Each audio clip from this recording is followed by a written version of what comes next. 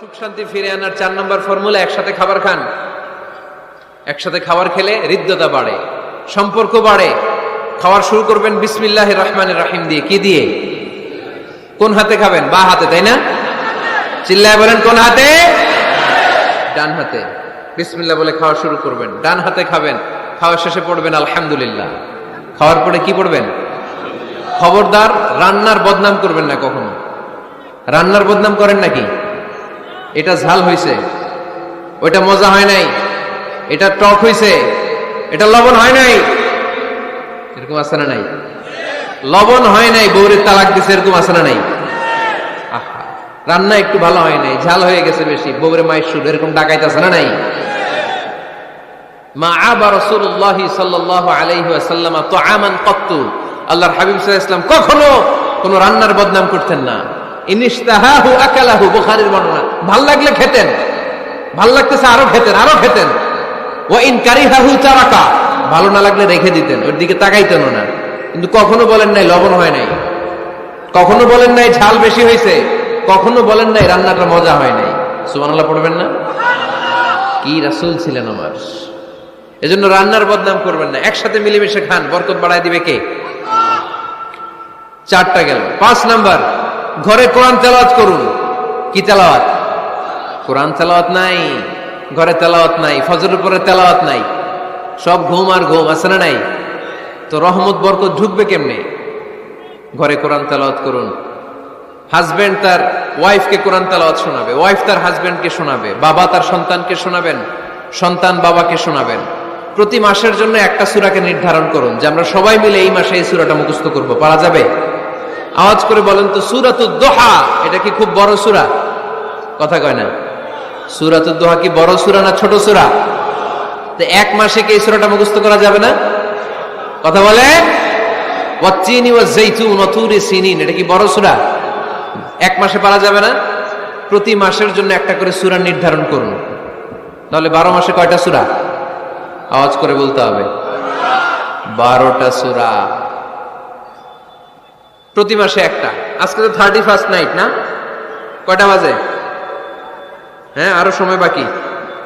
12টা বাজতে বাজতে আরো দেরি অনেক। এখানে পটকা টটকা ফুজায় নাকি?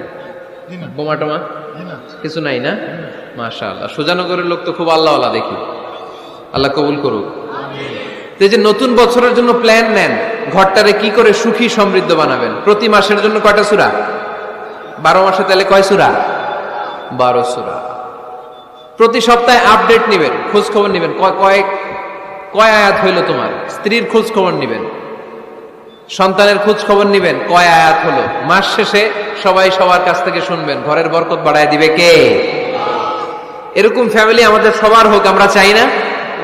হ্যাঁ, স্ত্রী তার স্বামীকে কোরআন তেলাওয়াত করে শোনায়, স্বামী তার স্ত্রীকে কোরআন তেলাওয়াত করে শোনায়, বাবা তার সন্তানকে কোরআন তেলাওয়াত করে শোনায়, সন্তান তার বাবাকে কোরআন তেলাওয়াত করে শোনায়। আপনার ছেলে মেয়েরা যখন কোরআন পড়ে আওয়াজ করে পড়তে বলেন, যাতে ভুল হলে শুধরে দিতে পারেন। এবং প্রতি মাসে যে সূরাটা মুখস্থ করবেন, ওই সূরাটা তাদাব্বুরে কোরআন করতে হবে, অর্থ জানতে হবে। মাতৃভাষায় কোরআনের অর্থ জানার দরকার আছে না নাই? তাহলে ঘরে কোরআন তেলাওয়াত করবেন। আল্লাহ রাসূল সাল্লাল্লাহু আলাইহি ওয়াসাল্লাম আম্মা জান আয়েশা রাদিয়াল্লাহু তাআলা আনহার কোলের মধ্যে মাথা রেখে কোরআন তেলাওয়াত করতেন। সুবহানাল্লাহ নাই? বিয়ে করছেন কারা কারা দেখে হাত তোলেন। বিবাহিতদেরকে সুজানগরে কি বলেন আপনার আঞ্চলিক ভাষায়? বিবাহিত বিয়াতি, আর অবিবাহিত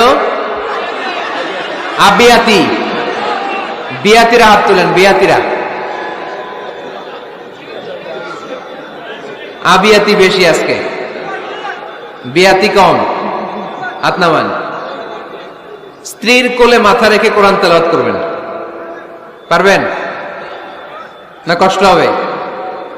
স্ত্রীর কোলে মাথা রেখে কোরআন তেলাওয়াত করবেন, এটা সুন্নাহ। আল্লাহ রাসূল সাল্লাল্লাহু আলাইহি সাল্লাম আম্মা জান আয়েশা রাদিয়াল্লাহু তাআলা আনহার কোলে মাথা রেখে কোরআন তেলাওয়াত করতেন। আম্মা জান আয়েশা রাদিয়াল্লাহু তাআলা আনহা বলেন, কানা রাসূলুল্লাহ সাল্লাল্লাহু আলাইহি ওয়াসাল্লাম ইয়াকরাউল কুরআন ওয়া রাসুহু ফি হাজরি ওয়া আনা হায়েদ। আমার মাসিক চলা অবস্থায় মেনস্ট্রুয়েশনাল পিরিয়ড চলা অবস্থায় আমার কোলে মাথা রেখে বিশ্বনবী কোরআন তেলাওয়াত করেছেন, আর আমি শুনেছি। চিল্লায় পড়েন সুবহানাল্লাহ। ঘরে শান্তি নাই, কারণ কোরআন তেলাওয়াত নাই। তো কোরআনের তেলাওয়াতও নাই, শান্তিও নাই। আল্লাহর হাবিব সাল্লাল্লাহু আলাইহি ওয়াসাল্লাম বলেছেন, সহিহ মুসলিমের হাদিস, লা তাজআলু বুয়ুতাকুম মাকাবিরা, তোমরা তোমাদের ঘরটারে গোরস্থান বানিয়ে রেখো না।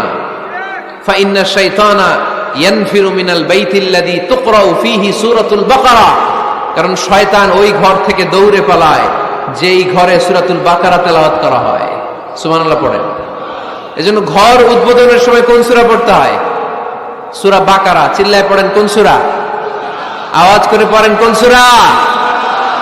নতুন ঘর করছেন, নতুন দোকান করছেন, নতুন ফ্ল্যাট কিনেছেন, কোন সূরা পড়বেন?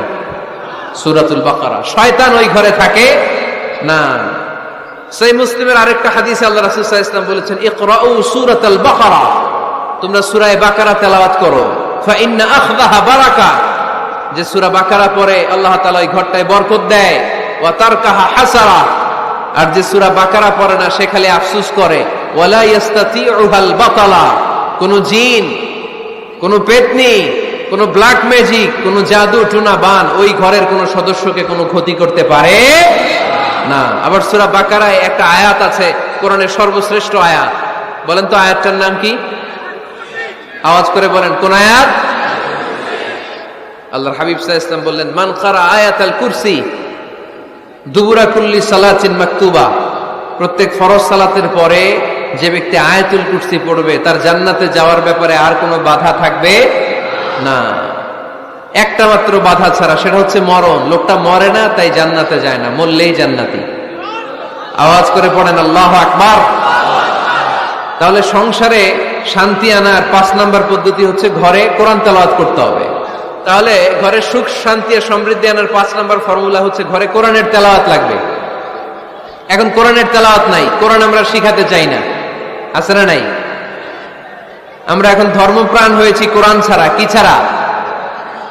ধর্মপ্রাণ, ধর্মপ্রাণ, আমরা বড়ই ধর্মপ্রাণ। নামাজ রোজার কিছু নাই, ভুলেও ধরি না কোরআন। ধর্মপ্রাণ। রোজ সকালে শুনতাম আগে আল কোরআনের বাণী রে, আল কোরআনের বাণী। এখন শুনি সারে গামার দীপ্ত ফ্যান ফেনানি। রোজ সকালে শুনতাম আগে আল কোরআনের বাণী রে, আল কোরআনের বাণী। এখন শুনি সারে গামার দীপ্ত ফ্যান ফেনানি। ধর্মপ্রাণ মুসলমান আজকাল হয়েছে মডার্ন। ধর্মপ্রাণ, ধর্মপ্রাণ।